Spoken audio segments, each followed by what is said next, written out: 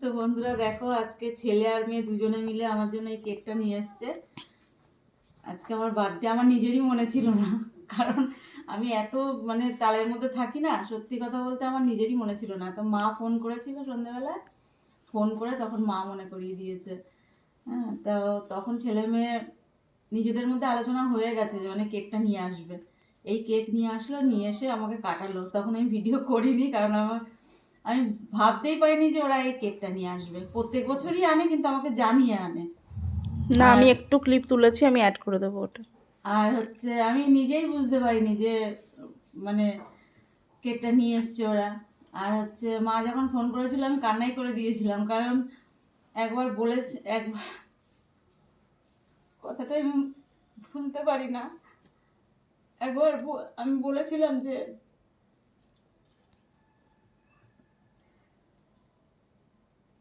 আনন্দ করেই বলেছিলাম যে আমার জন্মদিনটা করবে।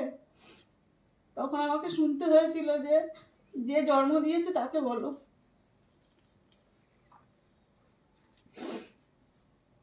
তো সেই জন্য তারপর থেকে আর কিছু বলতাম না কাউকে, কিন্তু ছেলে মেয়ে নিয়ে আসতো আমার জন্য একটা করে কেক। কেকটা বড় কথা না, কিন্তু ওরা যে মনে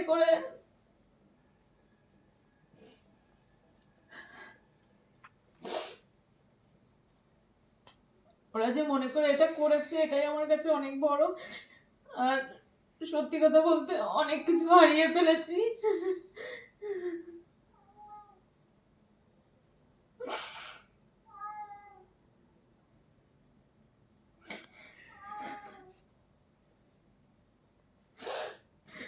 কিন্তু তার মধ্যেও আমার ছেলে মেয়ে আমার সাথে আছে, আমার পাশে আছে, এটাই আমার অনেক বড় পাওয়া।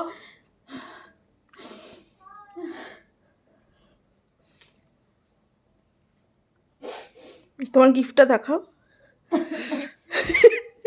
আর মানে এটা হাসমার গিফট। আজকে মেয়েকে নিয়ে একটু বাজারে গেছিলাম, কারণ ওদের ক্যাট ফুডটা ফুরিয়ে গেছে, বলতে গেছিলাম সেই দোকানে। তো তখন আসার সময় এমনি আমি পশু পাখি ভালোবাসি, আর আসার সময় দেখছি এরকম এই হাঁসগুলো বিক্রি হচ্ছে। তো মেয়ে আমাকে একটা এই হাঁস কিনে দিয়েছে। তখন আমি জানি না যে আজকে এগুলো করবে আমার জন্য।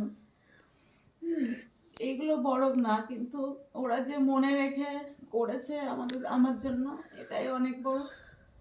কিন্তু ওদের জন্য আমি কিছু করতে পারিনি।